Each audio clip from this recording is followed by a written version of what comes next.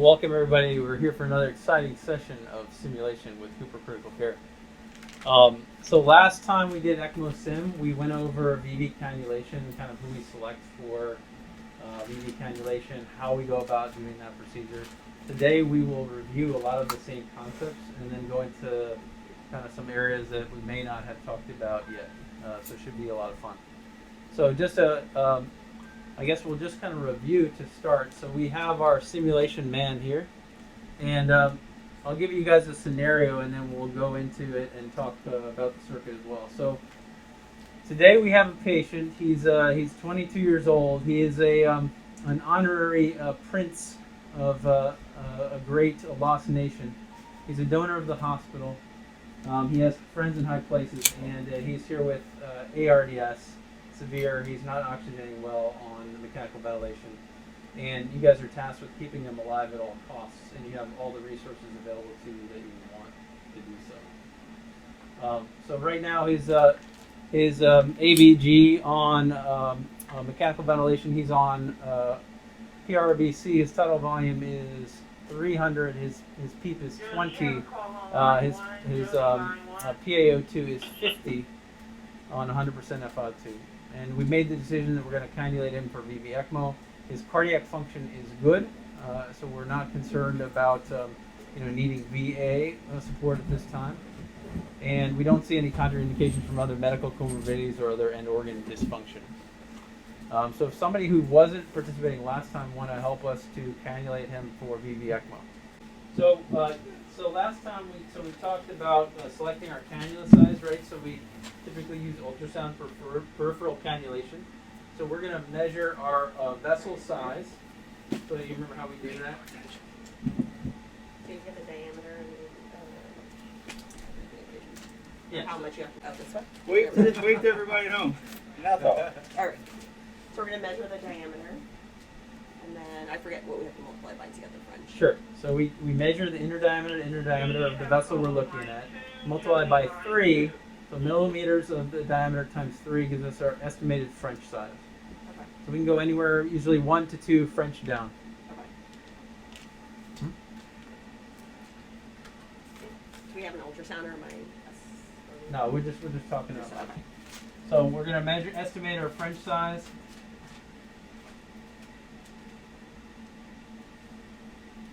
Vessel size equals diameter in millimeters times 3. And then usually for good safety, subtract 1, so anywhere between 1 and 3 French sizes. So times 3 minus 1 to 3. Okay, so let's say we measure it at 30 millimeters of diameter, multiplied by, 10 millimeters, we multiply by 3, gives us roughly 30 French. So we also bookmark it with how much flow we want to get. We look at the patient's body surface area, and then we look at our cannula specifications in terms of the pressure drop across the cannula for that French size and what flows we want to get, and we can estimate what size cannula we want to use. For most adults, we're typically using somewhere in the range of typically we're grabbing a 20-25 French or so drainage cannula, and for return we've been grabbing about a 20 to 21, gives us the flows that we want.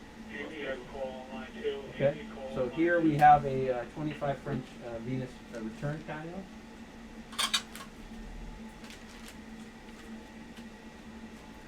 Okay, so venous is medial.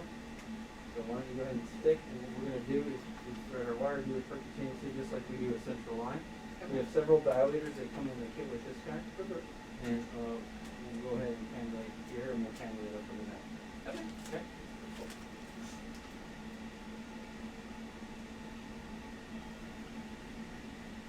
Just focus. CAT scan on line 2, nurse med 16, CAT scan on line 2. Is it going to give me? Yeah, we can return.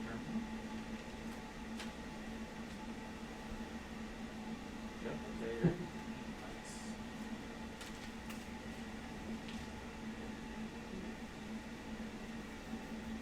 Root stats? 60%. Gotta go faster, doctor.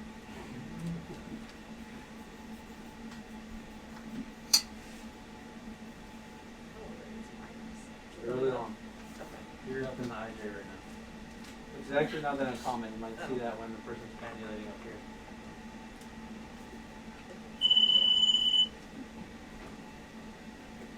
That's good enough. You said don't cut. Don't cut, so we're just going to dilate.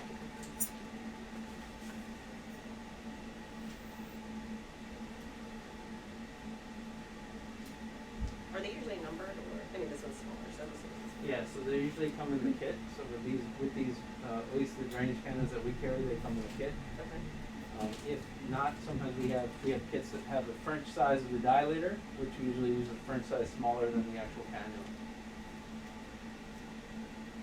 So important technique here. So push in with there, and then you want to have your wire. Yep. Every time you push in, back and forth, back and forth. Back and forth, back and forth. Now, how big of a nick would you normally make if we weren't using a ballistic gel man? A good question. So I would make a generous nick, not down to the vessel. Okay. You know, as long as we're using the appropriate dilator for that cannula, I don't think you need to. But certainly to be able to enter the skin is the most important part. The generous one at the skin, less so as you go down, and then you can readdress as you're having trouble dilating. Gotcha. Going in, okay?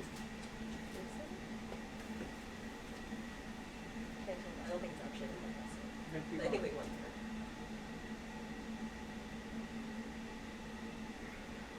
there. Keep wrapping your line. Good. You actually have to turn from the dilator, right? Perfect. Yep. Excellent.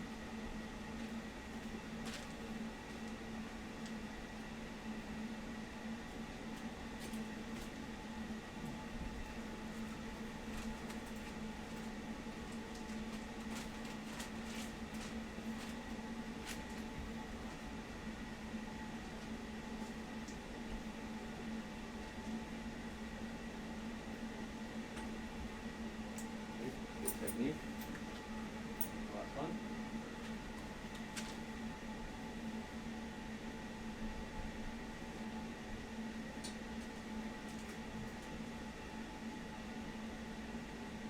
Now, have you ever noticed, like, when you make a skin nick, sometimes you get that little skin bridge that you get caught up on? Sometimes it's difficult to dilate. Any tips or tricks to get around that? Yeah, good question. So I think if you just come out for a second. If you're making a skin nick, what I always like to do is lift the wire up to see that it's actually traversing the entire incision that you've made. So that it's not getting caught up in a skin nick there. So if you needed to, you could cut through the skin nick with the wire. Correct. Make life easier. Or with this scalpel. Then. Cool. You dilate all the way? You're going to dilate that thing all the way in.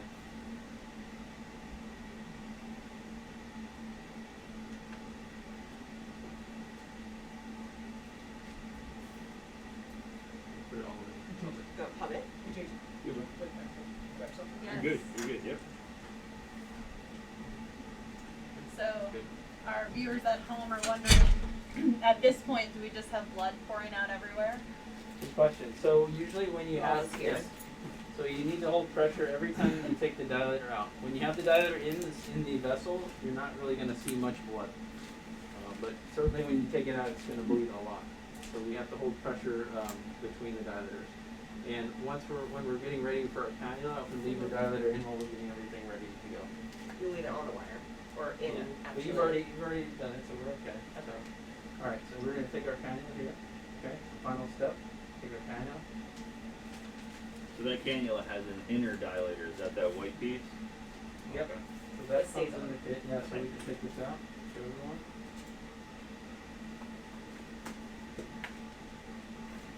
Are all of them with 3 dilators? Or? Depends on the kit. They come with different ones. So you can see here that we have the distal end. The distal end, and then we also have various side holes where drainage can occur. And the majority of the drainage happens along these side holes rather than the distal end. So it's important when we put this in, as soon as we put it in and it's exits in the vein, we're going to get blood coming out the sides. We want to keep going until we get these all the way in. Yep.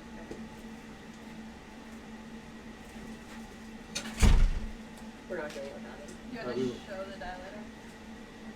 What's that? You want to show the dilator to the, or our viewers at home. This one?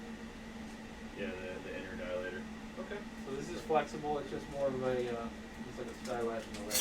Not really dilating the vein at this point. Does this come already in So the? it comes in the kit. It usually is already preloaded like this.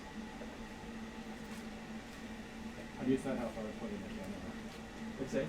How do you decide how far to put in the cannula? Good question. So where do we want this drainage cannula to be? It's in the IC. It has to depends.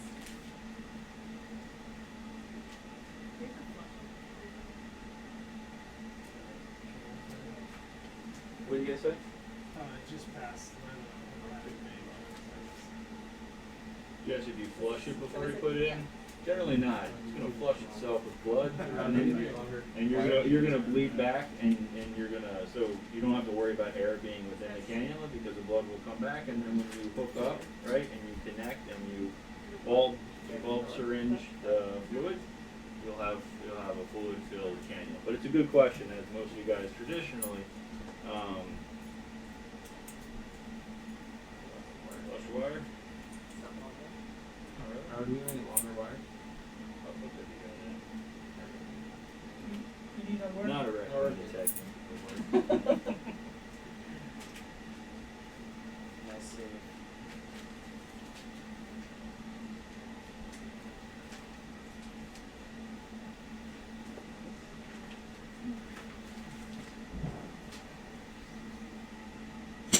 So estimation is when you'll throw and see how good of a IBC view you can get, and then you just kind of leave the probe there sitting on the desk and have somebody flat underneath for you. Alright, so sorry guys, we had trying to save money and use a different wire. It was too short. So, to my answer, so what I usually do is I lay it on the patient and measure from the subarachnoid process that we mentioned, and measure it out. And that's what we did with that patient we cannulated. And then we can use ultrasound to take a look at the IBC and actually visualize it and pull it back to where we need to go. Which you can actually see pretty nicely. We also saw on that patient after the fact. Yeah. Alright, so now at this point, right, we have our cannula in, alright. When you come out with this, it's going to start pouring out blood. So we want to clamp it off as soon as it's out. It's a wire and that's going to come out at the same time. We're going to clamp it off. Okay? The wire will still be in it. Yeah. Yeah, so you're going to pull it out. Okay? Okay. Very good. So one cannula is in. So anybody else, or Caitlin, or anybody else want to do the neck? What is an action? Okay. So this wire is Long enough sufficient now. for this, yeah. So you can get.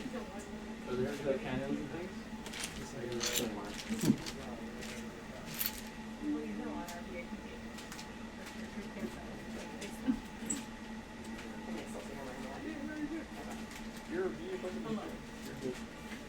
Just looking at the mannequin right now. Okay, guys. So in the interest of time, we're going to speed right through. Caitlin's doing an excellent job cannulating this internal jugular vein. The majority of the patients that we place on ECMO will be two-site cannulation IJ-FEM, although we do place a bicable cannula under TE guidance.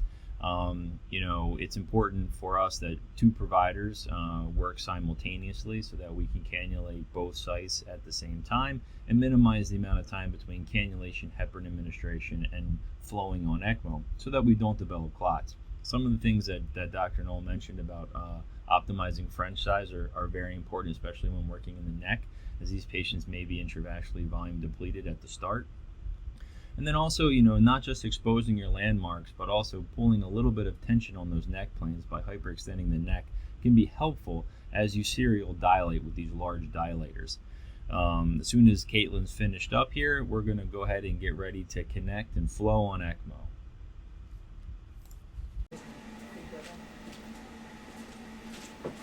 What we can do is we can just do one side at a time. Okay? So, Right. And then there's the pieces that come out. exactly. Yeah. Exactly. So, yep, we're going to hook these up. So, oh yeah. Yeah. Alright, Caleb, so you're going to clamp. Yeah, I'm going to have to. just for illustration, right, when we're gonna do this, we're gonna clamp on either side where we're gonna cut. Okay? Right. Yeah. And we will. And so when we cut to expose, right, we want to leave enough room for a connector to go in there. Right. So we won't want, if we're going to connect here, we don't want to cut it like that. Right. We won't have any room to connect it. The connector won't go in. Okay? All right. So let's take that off. What we're going to do is instead we're just going to pull this off here. Okay. Put it from here. Clamp here. Yep. We're gonna use this side. We're going to use both.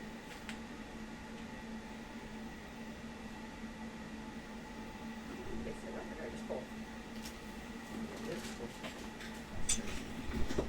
Alright, cool. So now, so where is this side gonna go? What's that gonna hook up to? This return. Yep. So it's gonna go up there, right? Yeah.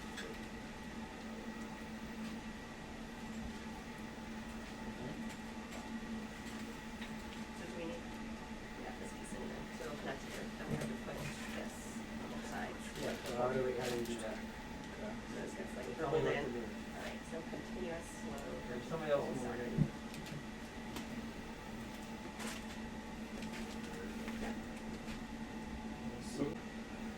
Okay, so you're filling up both the cannulas, right, trying to get all the bubbles out, and then you wanna hold them straight up there. So let's see, you got a bubble still. Okay. So undo it. And you hold it, try to hold it like up like this, and they're gonna come together like in the vertical plane like that. Okay, if you hold it like that, you'll miss it and you get a bubble. No pressure.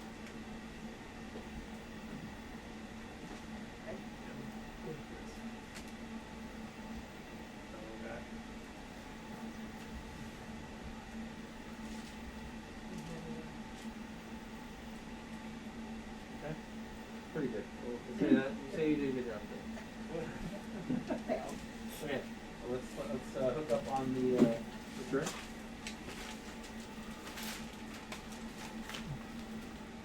Okay, so that can come on. That's like cap.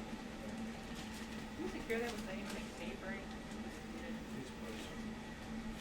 Push it out. There's a couple of notches, so once you get to the 3 notches, it's good. And Rob will put little ties. So you have like to little connect the zip bone to ties connect the, at the so, side. Take this one off, or this doesn't matter?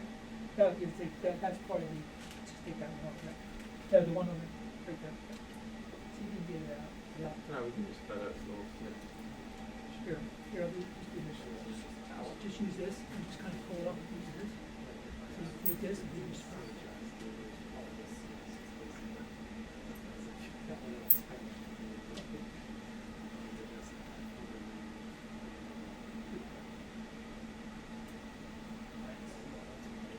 Better.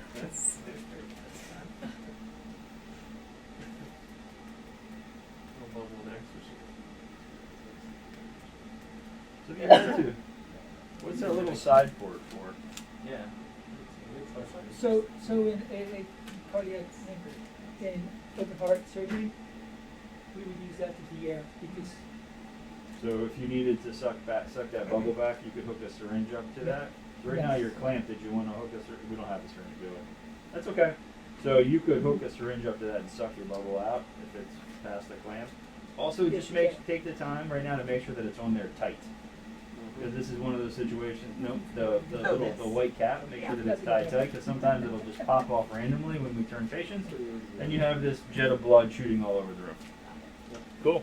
Alright, so that's on there. Okay. Here's what works. Can I put this in here? Very good. So when we've done this, right, before all we perfect.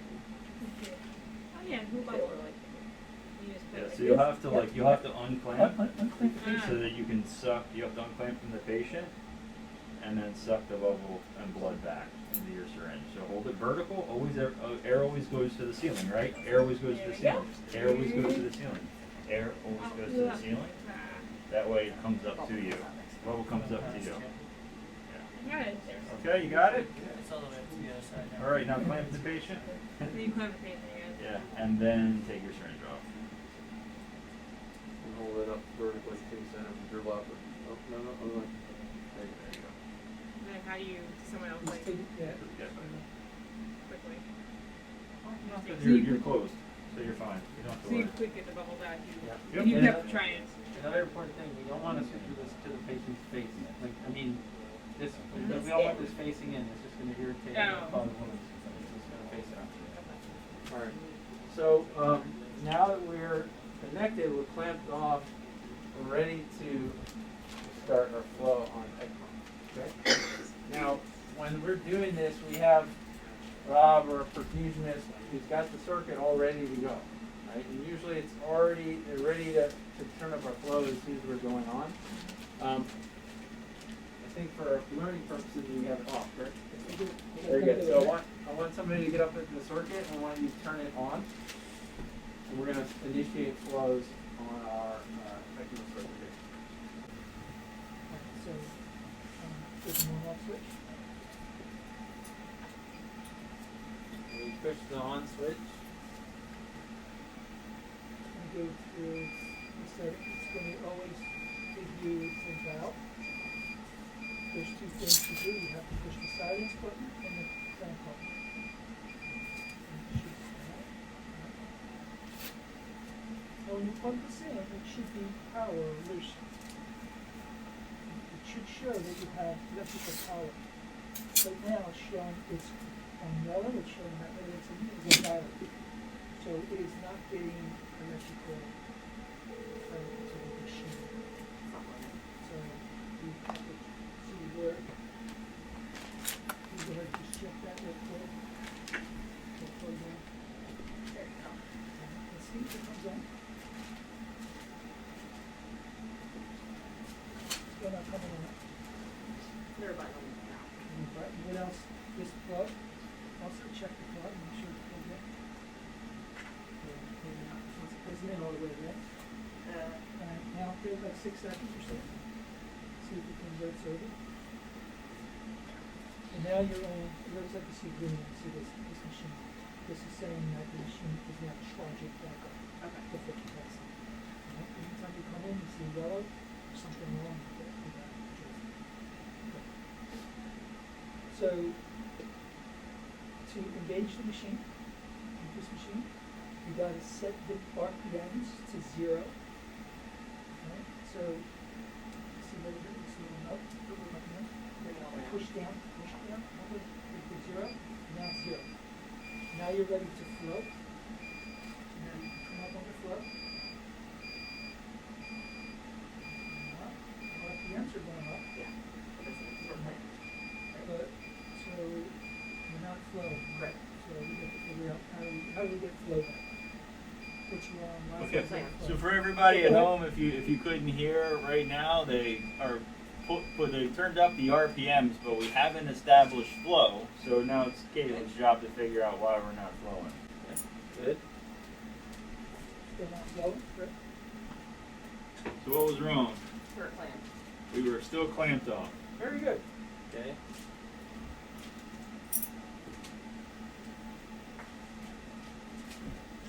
Unclamp. So clamp, we're at 2200 RPMs, and we're flowing 22. Well, that's not good. Right? You still have a So- low flow. Yeah. So the first thing you have to do is it the patient or is it the circuit? So the first thing I'm doing, as you're doing, is usually sure, specialist, you're checking the circuit first, make sure there's nothing wrong. So let's go through the circuit, walk the lines from the venous line Okay. down to the pump, and all the way back out, right? Make sure there's nothing in it, make sure everything's really good, just walk it all the way straight down. Goes it down to the pump. Yes. Pump is spinning 2200 RPMs. Okay. Here's 8. Ah. You have a call Move on that, line one, move that's that. line Doesn't one. have to get anything. Here's this one. So hit. You can do whatever you want to do on camera. Yep.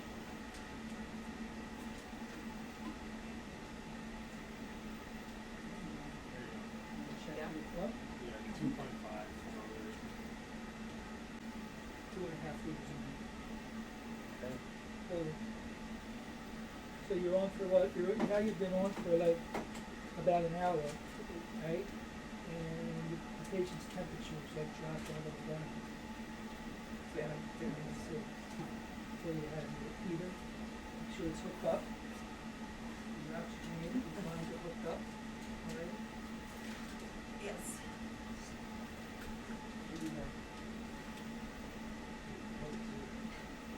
Making it nice and twisty. So what happened? So after flowing for about an hour, we said that the patient was hypothermic. Yes. And what was the matter? The heater wasn't on. So the water bath wasn't turned on. Very good. Sandra, able to hear that at home? Okie dokie. All right. So let's say so everything is flowing fine. You're good. You get called to the room now because the patient is now hypoxic. So they're satting now 75%. Walk me through kind of what are your things that you're looking at as you walk in the room? What is your differential for what's going on and what do you need to do about it? So check, make sure, see if our flow is dropped again, if those are good. Okay, good. So number one is flow, right? So you want us to make sure that you actually have flow. If you have no flow, you're not getting any oxygen support with either VV or you're on VA and you need that too. Right, so if we weren't, then I would check the circuit again. Okay, so if you weren't having flows, you check the circuit again, right? Okay, perfect. So look for any kinks, look for any, what other things could happen? Maybe there's intermittent loss of flow. You see it keeps going down. So whether there's a clot or it's volume, so if they're, Right, so they could chatter, so the lines will actually shake and sway, and you'll have intermittent loss of flow because you have suck down events, where there's a mismatch between what you're sucking from the vein in the drainage cannula and the venous return that goes to that. Good. Okay, so let's say you have good flow. What else are you looking for? so I'm looking at his vitals too, so is it because they're tachycardic? Okay, so he's tachycardic to 150, and his sat is 70%. What are you gonna do? So we can try to, so then we can block him, so that his cardiac output is higher than, Okay, so you we're gave him. mixing his. All right, so you gave him a big slug of beta blocker, and he cokes. So that's a good thought, but I want you to think of that as kind of like the exclusion thing. Yeah, because certainly somebody could have tachycardia that's compensatory to try to treat. So think of that as the last resort thing that you're trying to rule out other things. What Also other making visual? sure that so the cannulas have loose, looking at the insertion sites. Okay. What other visual cue? And it's hard to can't really recreate it here. But what other visual cue? As soon as you walk in the room, could you be looking at to see if they're The color, so if they're color differential? Yeah. Perfect. Right. So the two number one things you want to look at: do I have flow, and do I have color differential? If I have those two things, then your circuit is working to some degree. Okay. Good. What if you see? All right. So what if you see that when you look at the color differential, you see that they're both very dark, kind of dark maroon, kind of venous looking boy. All right, so we were troubleshooting. We have a patient who's hypoxic. So we said number one we want to look at is what's our flow on the circuit. What's our blood flow? We want to make sure that the circuit's flowing. Number two, we said, is there a color differential? So we want to see one cannula, the return that's bright red, and we want to see the drainage that's kind of maroon venous colored blood. And that tells us that the circuit is working to some degree, the oxygen is working. But right now we're describing a situation where both are dark venous blood. Right. So one thing that was brought up was recirculation. Why would recirculation not have dark venous blood? They'd both be brighter, because then your return has been picking up the oxygen. Correct. So recirculation is where we have all of the blood that's going back in is going right back out, and nothing is going out to the patient. So if it's all going through the circuit, right, we have our oxygenator, it should be bright red blood I circulating. want to look at the oxygen and see if there's a clot. Okay, Or so they're not getting oxygen. yeah, so you're worried there's not getting oxygen in this way, right? There's no oxygenation happening at the oxygenator. So what? Yeah, so let's run through what could go wrong there. So I would look at the oxygen and see if there's any clot on Okay, so clot, right? The oxygen is at the end of its life, it's clot building up, it's not functioning well, it's not working efficiently. What other things are you looking at? Let's say the patient, they were turning him and they kind of moved his bed around. What other things are you looking at to see? See if the bed's on the oxygen hose. What's it? See if the bed is on the oxygen hose. Yeah, exactly. So make sure that the oxygen is hooked up, right? So one thing that could be on is that the oxygen is disconnected. No oxygen is flowing. Either disconnected at the oxygenator itself, or either the wall, or if you're on an oxygen tank that's disconnected. Okay? Alright. What else?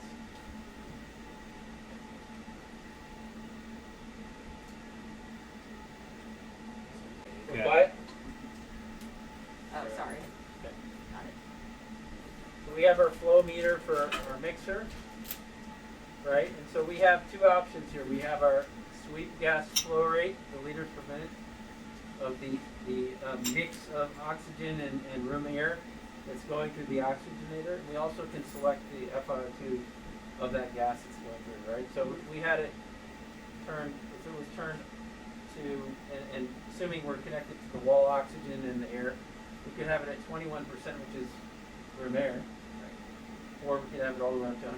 So if we had it on 21%, that could explain why the blood is looking dark and venous, because no further oxygenation is occurring. And then two, if this sweep gas was off, if it was at 0, we wouldn't also be flowing anything through the oxygen to the oxygen. Okay. Cool. And then finally we talk about, so like look at your circuit, make sure everything's good with the circuit. Then we Yeah, also sorry, do you have an average what you normally set this at? so Or yeah, when you like start them when at? you start. Yeah, so when you start. Yeah, so one of my rule of thumb, what I do is that the sweep gas is analogous to your minute ventilation on the ventilator, right? So if you know what your gas, your AVG is before you put someone on ECMO, then you know where your PCO2 is. You don't want to drop it by more than 10 per hour roughly. Dropping it more aggressively than that. So let's say you had someone who's very respiratory acidosis. Respiratory acidosis, their PCO2 is in the 80s, and their pH is 7.1. You don't want to bring them down more than roughly 10 or so an hour, because they can risk higher association with spring hemorrhage. So what I do is I say this oxygenator, this membrane lung, is much more efficient than our lungs at this point, because we're in a disease state. So I will usually pick somewhere around 3 or so, and then I want to bring the ventilator down, so I at least reduce it by that much of my minute ventilation. So let's say I have a minute ventilation right now of 12 on the ventilator. I start my sweep gas at 3. I want to at least dial down my vent so that I have a minute ventilation of 9. So that way I'm not, I'll clear some CO2 in reference to where it was, but I won't be going crazy and way over pressure. Okay guys, let's take a minute and calculate an adjusted sweep gas flow for a PCO2. I think it's really important to highlight some of the points Chris Noel just made when setting and adjusting sweep gas flow. For this case scenario, let's just assume that you have a patient on VV ECMO that you adjusted to lung protective or ultra lung protective settings, meaning that you drop their tidal volume to somewhere between 2 and 4 cc's per kilo ideal body weight, and now you adjusted their respiratory rate, and you place them on a sweep gas flow of 6 liters per minute. Now the initial PCO2 prior to setting your sweep gas flow was 80 millimeters of mercury. Your follow-up ABG for your PCO2 now shows a PCO2 of 50 millimeters of mercury. So you've had a 30 millimeter mercury drop in PCO2 relatively acutely. Like Chris Noel mentioned, there's a number of reasons why we don't want to drop our PCO2 too quickly. One of them being deranged physiology with relation to cerebral blood flow. So we try to target somewhere between 10 or 15 millimeters of mercury drop over the first hour. So now we have to figure out how we're going to adjust our PCO2 to get back to the target that we want. So take a look at this very basic calculation. It's a rough estimate, but it's what I use rather than just turning knobs. So you'll take the current PCO2, you'll multiply it by the sweep gas flow, and you'll divide it by your desired PCO2, and that should give you your sweep gas, right? So if we take 50 millimeters of mercury, multiply it by 6 liters per minute, divide it by a PCO2 of 70 millimeters of mercury, it gives us an adjusted sweep gas flow of 4.2 liters per minute. So I'd probably decrease the sweep gas flow from 6 liters to 4 liters and repeat the ABG to ensure that I don't blow off too much CO2 too quickly. I hope this makes sense. We have troubleshooted his oxygenation. Suddenly we have a power goes out. It's died. What's happening over there? The ECMO circuit has died. The power has died. It's off. There's no flow happening. Brady. Okay, so he is actually coding right now. That's exactly what happened. While we're trying to get the disc on. Right. There we go. So Taylor, while he's getting the flow, what are you doing? This patient's coding right now. Bagging. Okay, you're bagging him, right? Why do you think he's coding? Right. Off the circuit. Okay. So you're bagging. What is somebody else doing? Calling the family. Getting a new, we're figuring out how we can switch this and we need a new, Switch a new we one. need a new Calling circuit. Rob frantically. Okay. What else? What else? Calling perfusions, get a new circuit. Yeah. Okay. And what about his actual perfusion right now? CPR. Yeah. Okay, right? So Oh, we- sorry. I thought you were assuming that. All right. So we're doing CPR on this patient. We have flows reestablished. You actually, the power came back on. You're able to turn this back on. You have flows reestablished, but you can't get Ross on him. We're still doing CPR. He's not coming back. So this is a very important patient. You have all the resources available to you as possible. We reestablished that the circuit is working, but he's still in cardiac arrest, VA cardiac arrest. Put him on VA ECMO. So, yeah. Okay.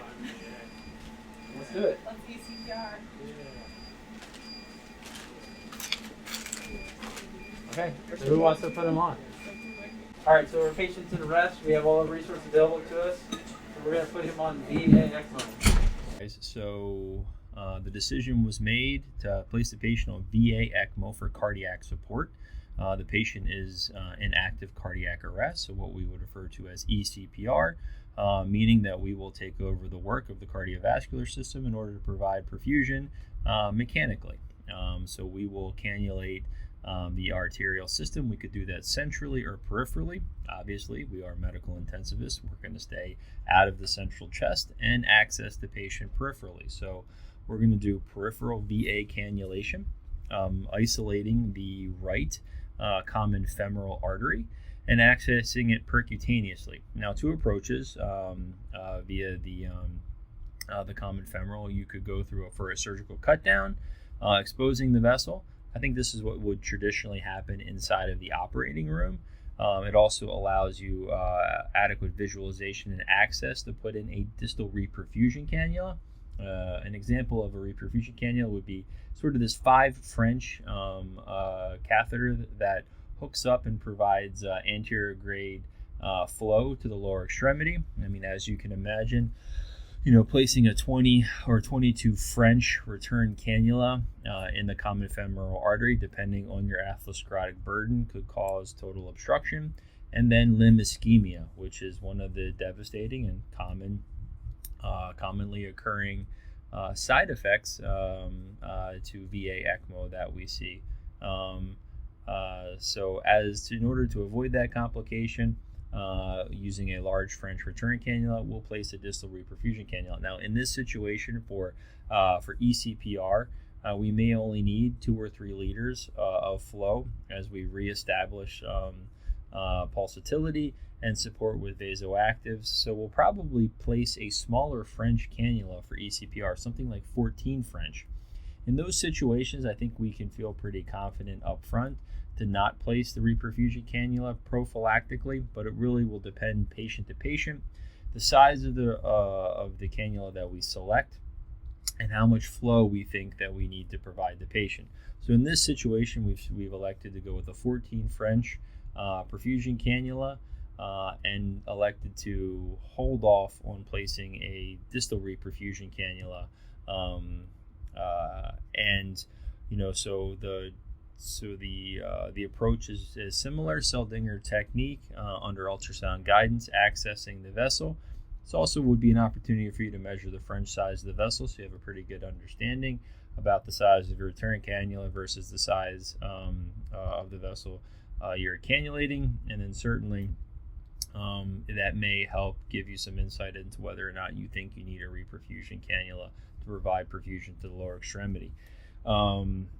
So, you know, other things to mention once we have this patient on VA ECMO, how we will configure our support since we are still dealing with a patient who is hypoxemic. So, we're going to jump back in and let Chris Noel talk a little bit about configuration selection in this very unique patient care scenario. All right, so how are we going to hook them up? So you can do a couple of different things, right? So you could have, so this configuration, so you can have VAV. We have VAV, we have one venous drainage line, we have return going to artery and vein. We can do VVA, where you have two venous drainage lines and one going back to the artery. So right now, the way we're set up, we have one venous drainage line, we have one return line going to the vein. Right? So if we put another arterial return in a Y connection with the venous return, it would be VAV. That's probably the easiest thing we could do right now. So, who may be a little bit confused right now, Chris Noel is going through two configurations of VA ECMO where we can provide lung support, right? So remember, our patient started out in ARDS. And although VA ECMO will provide highly oxygenated blood via the arterial system, if you are mixing with deoxygenated blood, you know, at that sort of aortic arch, you're at very high risk for developing sort of north-south syndrome or Harlequin syndrome. You know, so for patients who have severe lung defect or infection, or for whatever causes severe hypoxemia, oftentimes we'll have to support both the hypoxemia from a VV standpoint, and we'll have to take over the work of the circulation via the VA standpoint, right, for somebody who's in profound shock or post-arrest or in active cardiac arrest. So think about, you know, this in this sort of specialized situation, we are combining both VV and VA in a setup referred to as VAV, where we're going to be draining and returning highly oxygenated blood, and in that return pathway we're going to split it. We're going to split it to go to the IJ where we had it before in our VV setup, and we're going to split it to provide cardiac support via our femoral artery. I hope this makes sense.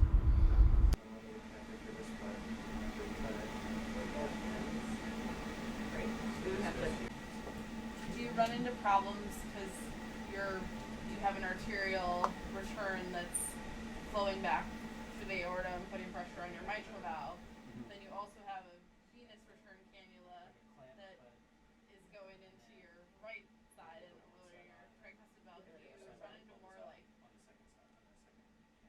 EF issues then on both sides with that? One of the questions that I don't think came across very well is, well, how do you return blood flow into two circulations, one venous, one arterial, both of them having different afterloads, understanding that pressure will go along the path of least resistance. So as you can imagine, that the afterload in the venous circulation is extremely low as compared to the afterload in the arterial circulation. And if you were to splice this across a Y connection, you can imagine that the majority of that flow from the ECMO pump will travel to the venous side, starving the arterial circulation. So as Chris was saying, one of the things that Chris and Rob will use is a combination of clamp and flow detector. So they will put a flow detector across,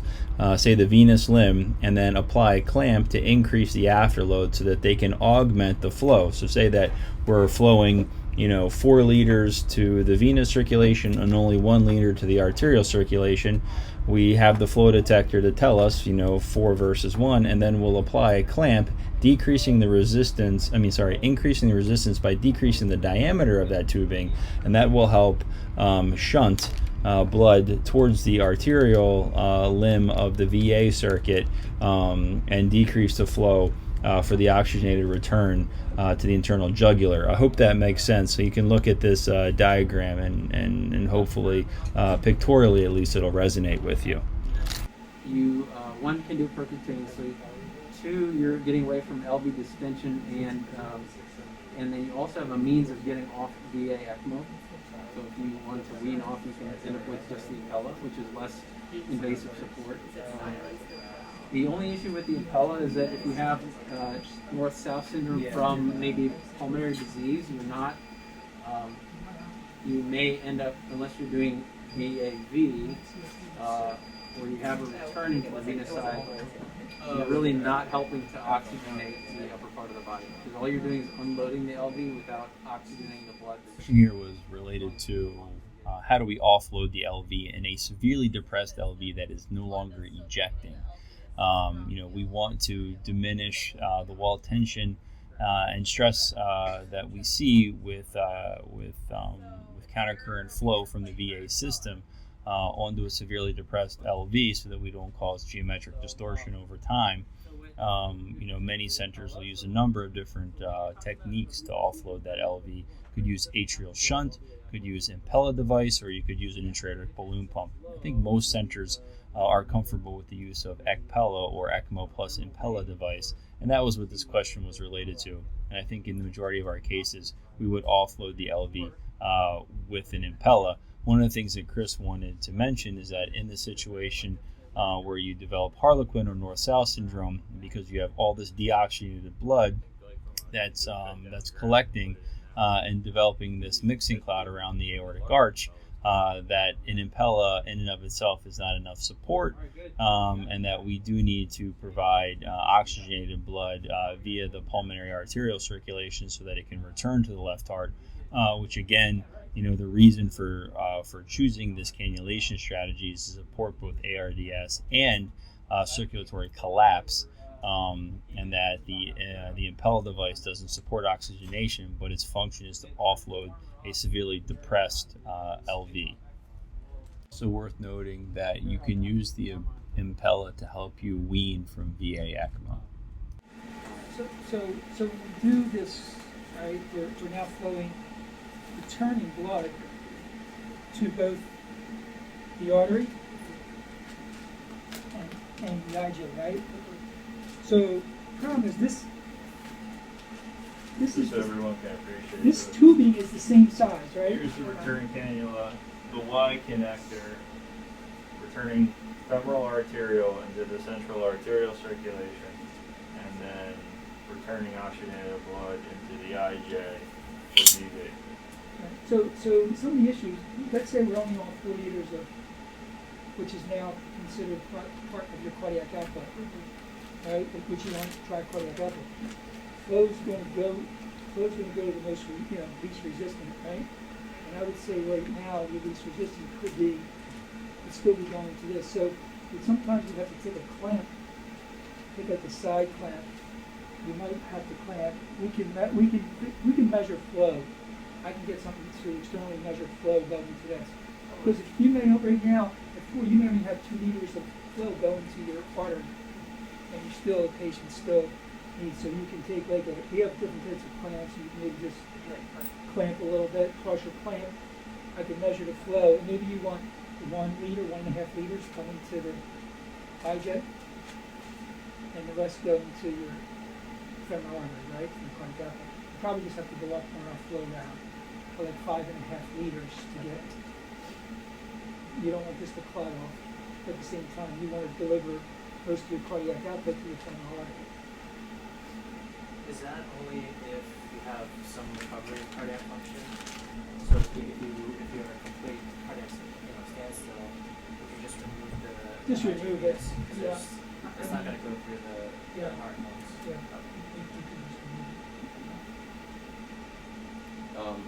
So, all right. So you got him on. Let's say we get Ross. How are we going to monitor this patient?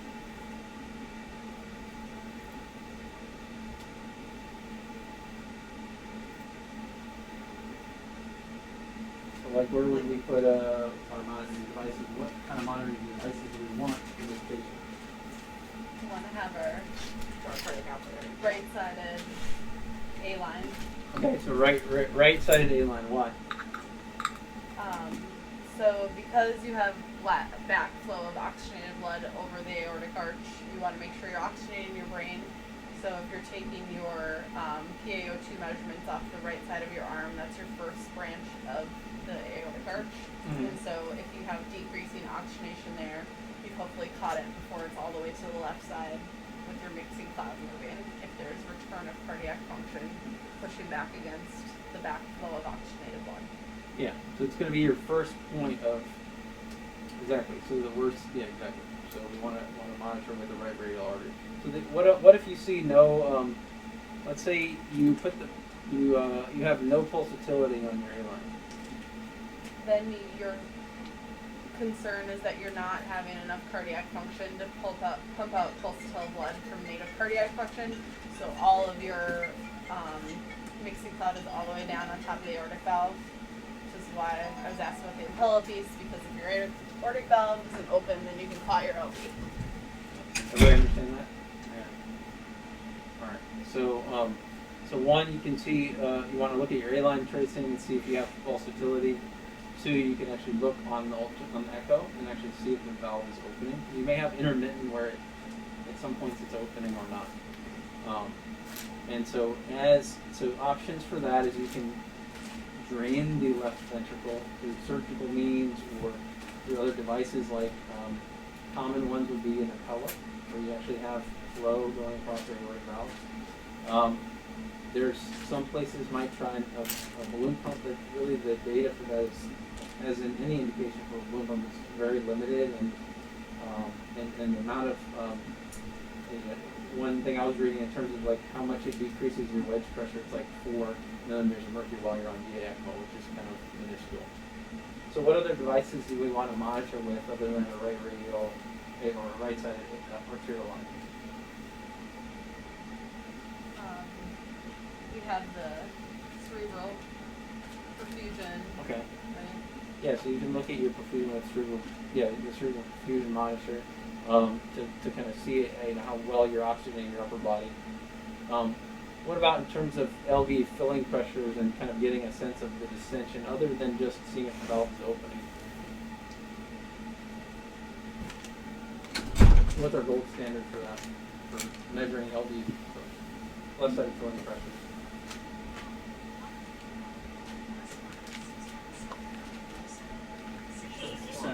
Swan, yeah, Swan, right?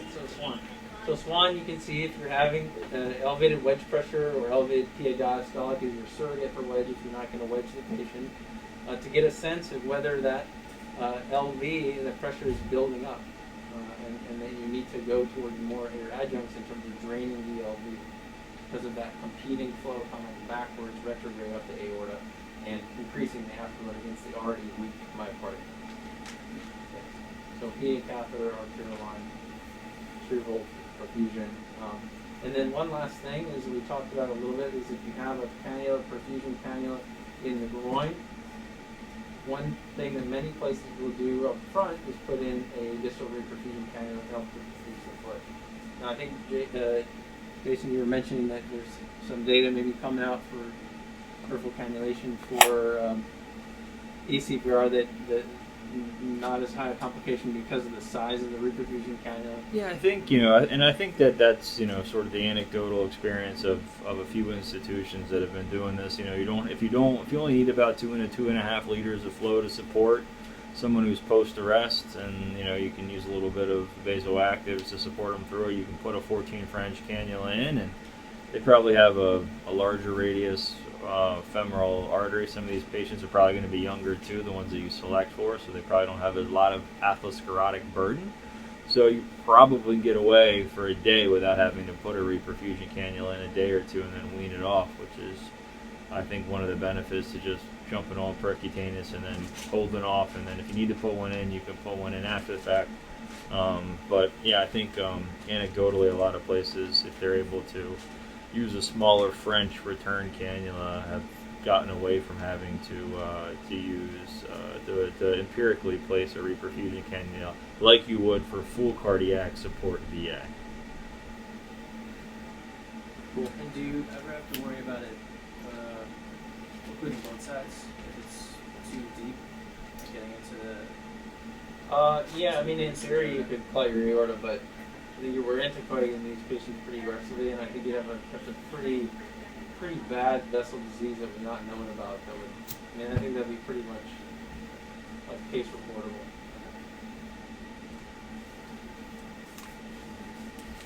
Cool. Anything else? So in summary, what do we do? Anybody want to go through the run through, right? From identification through cannulation for ARDS, through troubleshooting mechanical issues, patient issues, to then having a cardiac arrest, slamming them on full cardiac support via a relatively advanced ECMO setup, combination of both VV VA. Anybody want to just walk through what you learned? So we measured first. We picked our 2 sites that we were going to use. We said the diameter in millimeters times 3. We can go down, you said, by like 1 to 3. So we picked our French side. We cannulated the FEM and the IJ. Once we had those connected, we turned on the ECMO circuit. We set our flow. We made sure that none of the tubing was kinked. We set our sweet gas and our oxygen mixer. So we talked about reasons that they wouldn't be oxygenating, which we said kinks in the circuit. We said checking our mixer. What else did we say? Checking clots, and then we said the patient. And then he coded because I gave him a beta blocker, and then we decided to put him on the VA ECMO. So we accessed the femoral artery, we put a Y connector, and then we also talked about the flow difference, whether it was going back to the artery versus the vein, and then we talked about slightly decreasing the flow rate on the venous return. Great. Perfect. And then we talked about monitoring devices. We want to always get arterial line on the right side, preferably right radial A line, and monitoring for distal perfusion where it can, and also for LV distension, elevated filling pressure with PA catheter. Awesome. So you save him. He walks out of the hospital. You get put in South Jersey Best Docs magazine right next to Bobby Cole.